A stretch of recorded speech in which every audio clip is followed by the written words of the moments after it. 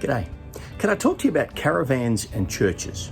They're actually very much the same. You see, it's all about the journey and whatever that journey is that you're on. See, caravans are funny things. They can just sit down the side or at a storage place, and maybe they're just Christmas and Easter things. You know, really, a couple of times a year, that's when you're interested in your caravan, and that's when you do something with it. On the other hand, the caravan might be that kind of thing that you just love to have the family involved with and get into as often as you can, and there are places to go and things to see.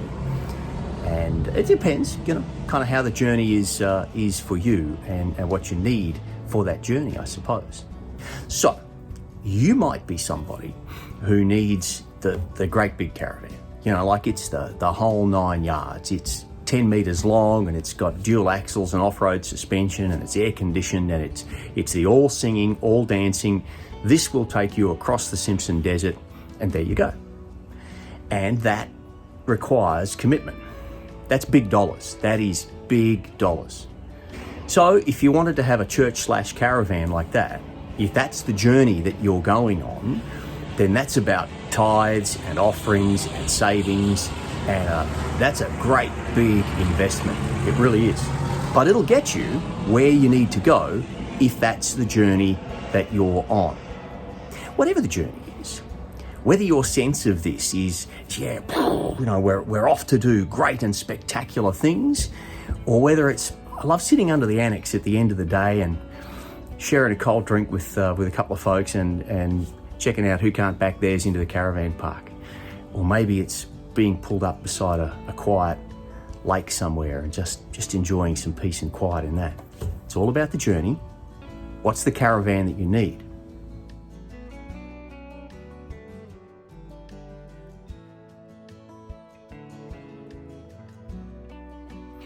Now, on the other hand, your journey and your caravan might be about something that touches something else inside you.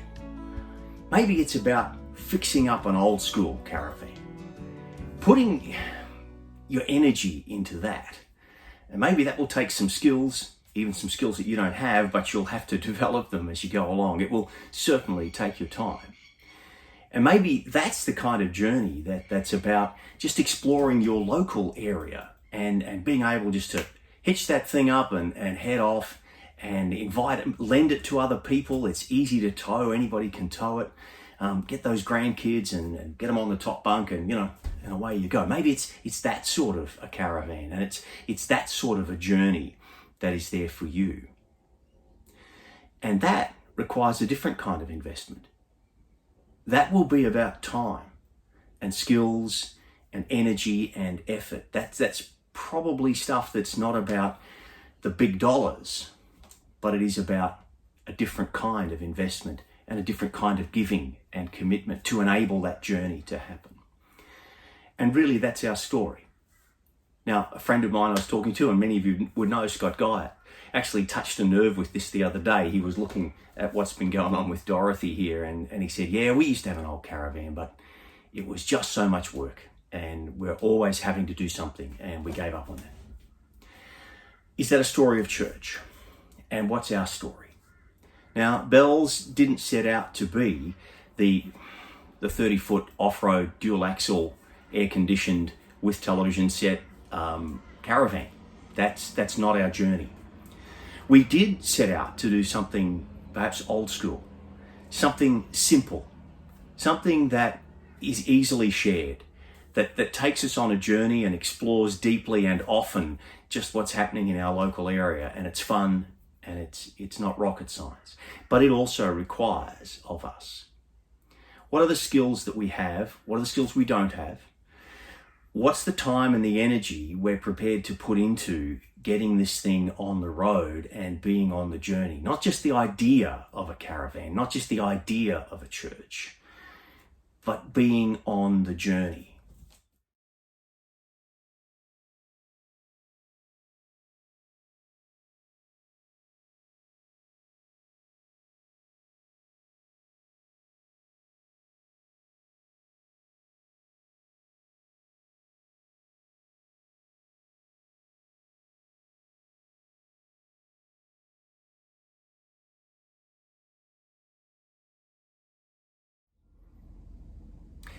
So then, what does it take to keep this Caravan Church on the road?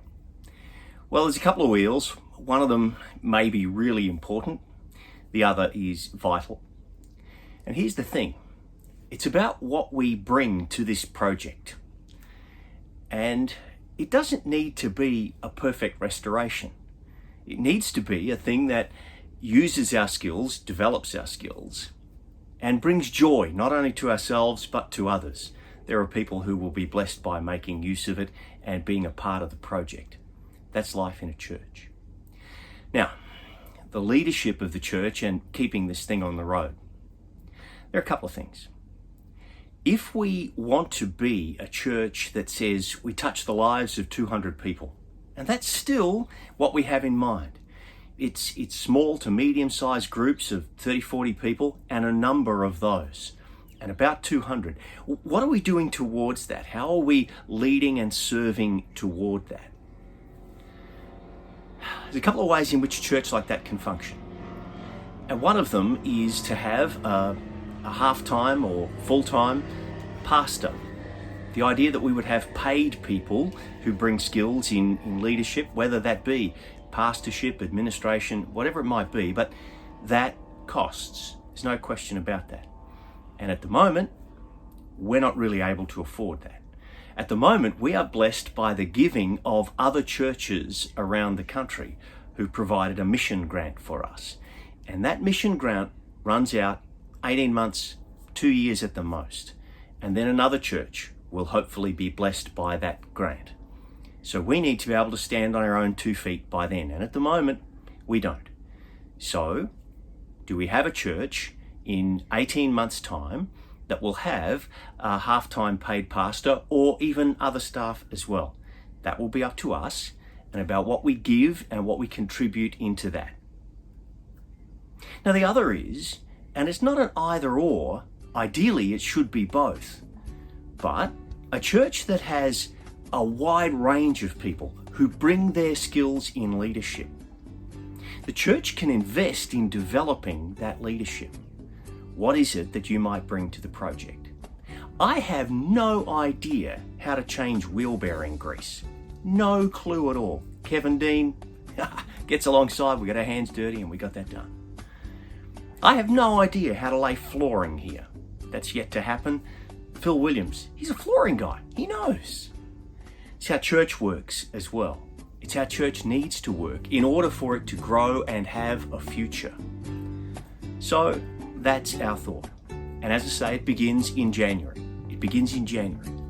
Early next year, about half our current leadership team is due to rotate out of their roles. And it's great for others to have that experience, to become the eldership and to lead in that way. What are the gifts you've got? What are the talents you have? What is it you would like to see for our church? Do you want to keep our church on the road? If you do, if you can, if you will, get in touch and let's see what 2021 brings for us. 2020 has been a pretty challenging and exciting year. 2021 is when we really roll.